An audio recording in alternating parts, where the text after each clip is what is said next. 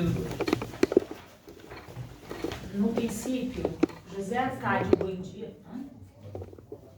Sim, o fundador. No princípio, José Arcádio Buendia era uma espécie de patriarca juvenil que dava instruções para o plantio e conselhos para a criação de filhos e animais e colaborava com todos, mesmo no trabalho físico, para o bom andamento da comunidade. Posto que a sua casa fosse desde o primeiro momento a melhor da aldeia, as outras foram arranjadas à sua imagem e semelhança. Tinha uma saleta ampla e bem iluminada, uma sala de jantar em forma de terraço, com flores de cores alegres, 2 quartos, um quintal com castanheiro gigantesco, um jardim bem plantado e um curral onde viviam em comunidade pacífica os cabritos, os porcos e as galinhas. Os únicos animais proibidos, não só em casa, mas também em todo o povoado, eram os galos de briga. Muito obrigado, Isabel. Daqui a pouco você lê o restante, né? Então, José Arcádio Buendia, ele era o patriarca, fundador de Macondo. Ele vai liderar, né, um grupo de pessoas para fundar uma nova cidade. Ele sai lá de Riacha e chega, tenta atravessar, chegar ao mar, não consegue, acaba parando lá em Macondo, que tinha um rio, né, muito interessante, e ele para lá. Então, se fala que ele era um patriarca juvenil, né?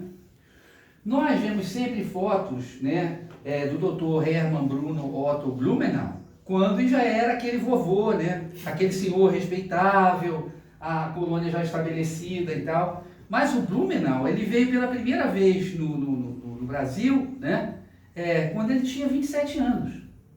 E ele fundou a colônia quando ele tinha 30. Então ele era exatamente esse patriarca juvenil. Aqui se fala que o Zé Arcádio Buendia tinha a melhor casa da aldeia. Quem tinha a melhor casa de Blumenau desde o início? Para dar o exemplo. O Dr. Hermann Bruno Otto Blumenau, né? Eu estou chamando a atenção para essa ideia do fundador, porque o francês Pierre Bourdieu, né, o sociólogo francês Pierre Bourdieu, diz que o primeiro modelo, o modelo mais fundamental de poder que nós temos, é o modelo do pai. Bom, o pessoal de psicologia nem precisa, né?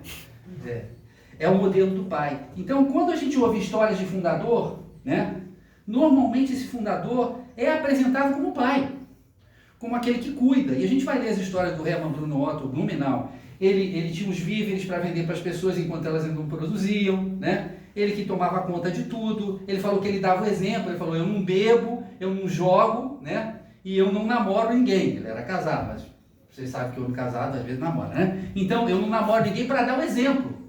No que eu me decepcionei muito. Porque quando ele falou para dar o exemplo, eu pensei, bom, então se não fosse para dar o exemplo, ele ia beber, ele ia jogar e ia namorar à vontade. Não é isso? Mais ou menos isso que eu entendo. Então essa figura paterna do fundador, né, é engraçado, porque eu tenho certeza que o Gabriel Garcia Marques nunca ouviu falar em Blumenau, nem Dr. Hermann Bruno Otto Blumenau, né? Mas é uma figura quase que arquetípica do fundador. Ele cria essa figura e ela acaba se assemelhando a outras figuras que a gente conhece, inclusive do Dr. Blumenau. Pode deixar que eu não vou falar mais de Blumenau, não, porque isso é perigoso, eu sou carioca, depois podem querer assim e tal, me cobrar.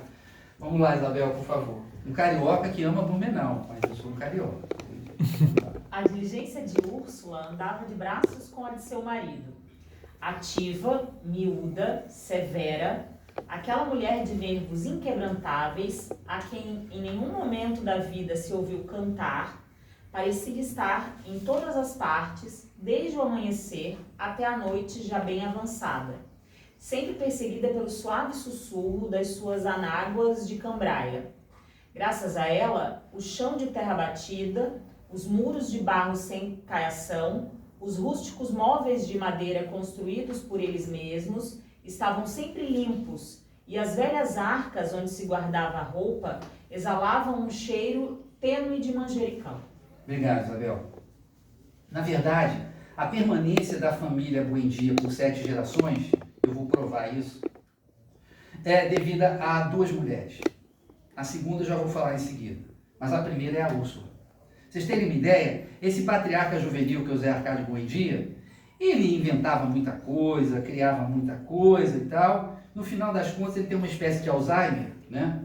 Ele fica abobalhado e ele é amarrado numa árvore para não perturbar. Então ele fica ali amarrado numa árvore, passa a ser uma figura decorativa. A Úrsula, a mulher dele, é o contrário. Ela vive até os 122 anos. Ela atravessa quase todas as gerações da família Buendia, né? E tem um negócio que eu esqueci de falar para vocês, que é o seguinte, que concorre para essa ideia de um livro circular, é que esse livro, os capítulos não são numerados. Eles não têm título e eles não têm número. E são 20 capítulos de 20 páginas. Nada mais simétrico. Vocês estão vendo que a figura aí da peneira não é à toa, né? Ele faz uma coisa absolutamente perfeita. Até porque está tudo sempre misturado. Se ele começasse a dar número, ia parecer que ele está querendo contar uma história linear. E ele não conta uma história linear. Ele conta uma história circular, porque as coisas acabam sempre voltando, os mesmos problemas, os mesmos comportamentos e também os mesmos nomes, né?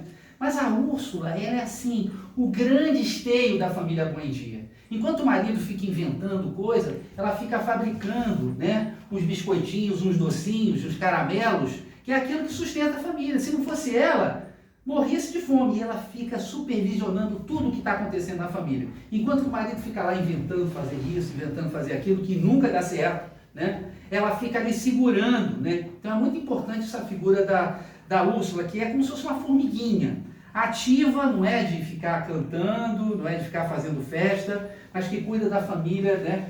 Que nem uma tigresa. Péssima imagem da tigresa, mas tudo bem, acontece. Vamos lá, Bel, por favor. José Arcádio Buendia, que era o homem mais empreendedor que se poderia ver na aldeia, determinara de tal modo a posição das casas que a partir de cada uma se podia chegar ao rio e se abastecer de água com o mesmo esforço, e traçar as ruas com tanta habilidade que nenhuma casa recebia mais sol que a outra na hora do calor.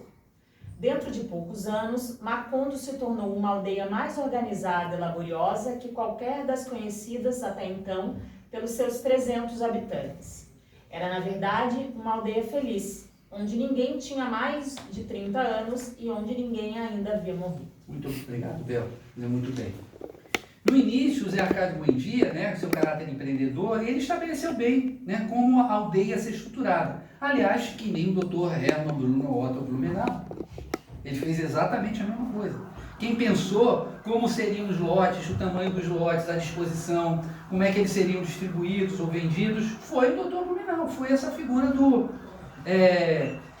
fundador, né? E, na verdade, nos primeiros anos, Blumenau tinha muito pouca gente, com 2, 3 anos. Blumenau tinha aí, sei lá, 150, 200. Eu esqueci, eu vi os números, mas esqueci. Mas eram números dessa ordem, né? Mais ou menos. Então, engraçado como é que o Blumenau e o Macondo se assemelham, né? Ele leu Garcia Marques. Agora, ele leu Garcia Marques. Numa outra dimensão, do tempo e do espaço, ele leu.